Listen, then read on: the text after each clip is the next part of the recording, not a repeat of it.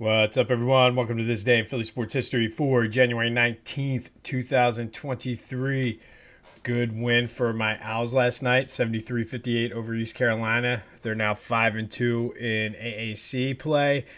Kind of bunched in there with like 4 or 5 other teams behind Houston, who is still undefeated in the conference.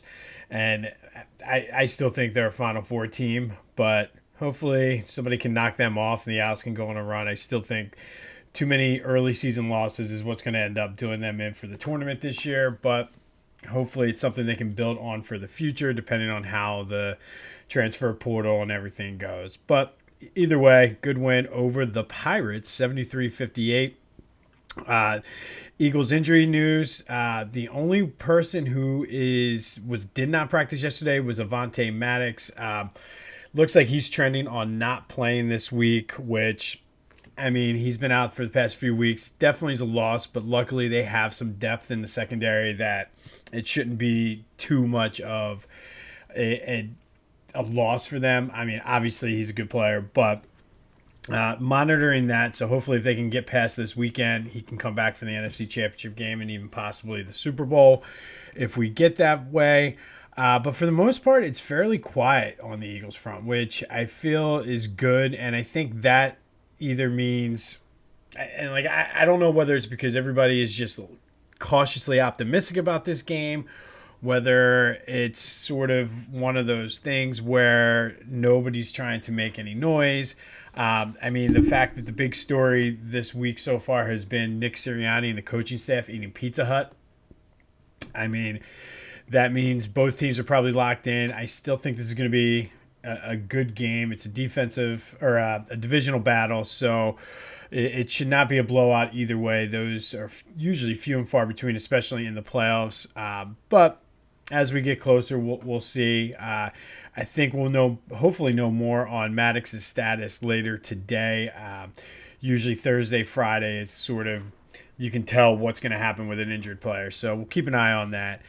But we're going to definitely keep the negative vibes going today. And I'm doing this purposely because, like I said, I feel that we need to change the dynamic and change the vibe here in Philly. And I did this with the Phillies, and it seemed to will them. So we're going to make this hashtag New Philly, get that vibe, and we're going to embrace the hardships and the negative times in our team's history. So we're going to go back to NFC Championship disappointment and go back to January 19th, 2003. And that was the infamous NFC Championship game against Tampa Bay. This has been the third straight year the Eagles were in the playoffs, and the way things progressed, this was supposed to be the year. They went to the playoffs the first year, won a game, got bounced. The year after, they won the division, got to the NFC Championship game, lost to a better Rams team. But so the natural progression would be win and go to the Super Bowl. And this was also the last football game at Veteran Stadium. So the vibe was just different leading up to this game. I think everybody was confident going in. You had Tampa Bay, who had never won a road playoff game. They've only won one game where the temperature was under like 32 degrees or 40 degrees or something. So I think, and we had beaten them the past 2 years in the playoffs, both in the wild card round. So I think the vibe was, okay, this is set up perfectly for us to get to the Super Bowl. And it looked like they were probably going to end up playing the Raiders that year, which, there you go. The narrative is last game at the Vet, go to the Super Bowl, play the Raiders, avenge the loss from 1980. And it was right there, like the perfect story. But opening the game, Eagles got the kickoff. Brian Mitchell returned it 70 yards to the 20. And like 2 plays later, Deuce Staley ran it in for a touchdown. And the place was just bananas. I just remember somehow ending up 5 rows back. And I didn't walk in the aisle or anything. I don't know whether I crowd surf or what, but I was like, holy shit, I'm not anywhere near my seat.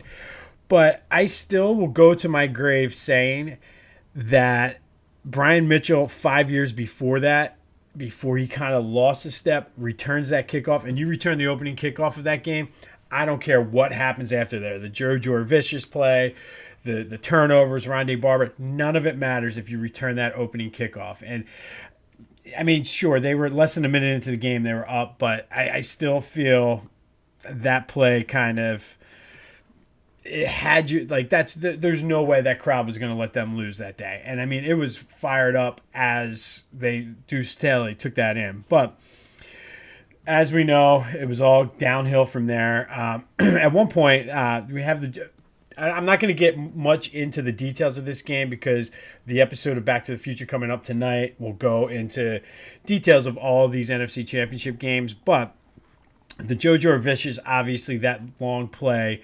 Of course, it was a Penn State guy, too. But that was the thing everybody talks about. But I completely forgot that the Eagles at one point did tie the game back up at 10. And we're only down 17-10 at halftime. And then for most of the second half, it was 20-10. They were actually really into the game and didn't necessarily weren't necessarily out of it and just needed to get a spark going. And it just never happened. I think the defense was the difference for Tampa Bay. And for the most part, other than that long play to Jurevicius, the Eagles' defense played well. It was more, and this one was 100%, I feel, on McNabb. Between interceptions and fumbles, he had 3 turnovers, and they couldn't get much of a running game going either. I mean, now granted, that Tampa defense was good, so it's not like, oh, man, they choked. I mean, they were playing a good defense, but other than that 20-yard run, Deuce only had 38 more yards the whole time. So, of course, Tampa got their first playoff win. They won in the cold, went on the next week. I think the Super Bowl was in San Diego, beat the Raiders, stole our redemption story, things that, like, you could have made a movie about this. But either way, Eagles lost 27-10 on this day in 2003 to the Buccaneers in the last game at the Vet. And to me, this game was way worse. This is the worst loss in Eagles team history and probably Philly sports history. I can't necessarily think of any other loss in Philly sports that is worse than this. If you can think of one, let me know. I mean, on a smaller scale, I feel like it's up there with when Temple lost to Seton Hall when Ty Shine came off the bench.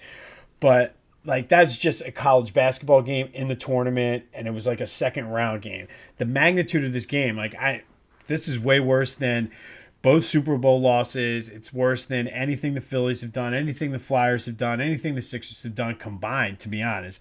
I just remember walking out of that stadium and walking in expecting to just be celebrating, and people were worried that they were going to tear the Vet apart and take seats, and especially if they won. And they were like, oh, if they lose, it's going to be. And I don't ever remember walking out of a game and have it being such a surreal feeling where it was so quiet and just subdued. Like, usually people come out and they're like, fuck, and, blah, blah, blah, and bitching about this and saying, oh, they did this. I think everybody was just in shock because I don't think anybody in that stadium that day, other than the Tampa Bay Buccaneers, thought that the Eagles were going to lose that game. And I that goes down to the players, Andy Reid, all of them. And it was horrible. I mean, it was the worst experience at an Eagles game in my life, and we've had a few. And it just makes the Fog Bowl seem enjoyable. And you guys all know how much I hate the Fog Bowl. But like I said, just walking out of there, I just remember it being so quiet. Usually there'd be something, but it was just dead silence. And it just get to the parking lot, and it was a little bit different. But it was just unreal. But on this day, back in 2003, the Eagles lose to the Tampa Bay Buccaneers 27-10 in the NFC Championship game. If you want more on Andy Reid and the NFC Championship games, because there's a theme here, and check out the new Back to the Future I'm going to be recording later this afternoon, where we take a look at Andy Reid and basically the ineptitude of his teams in NFC Championship games. So be sure to look at that, Back to the Future with a PH, wherever you get your podcasts. Go have yourselves a Thursday. We'll have more on the Eagles coming up tomorrow. Remember to check out Back to the Future. And until next time, I will see you when I see you.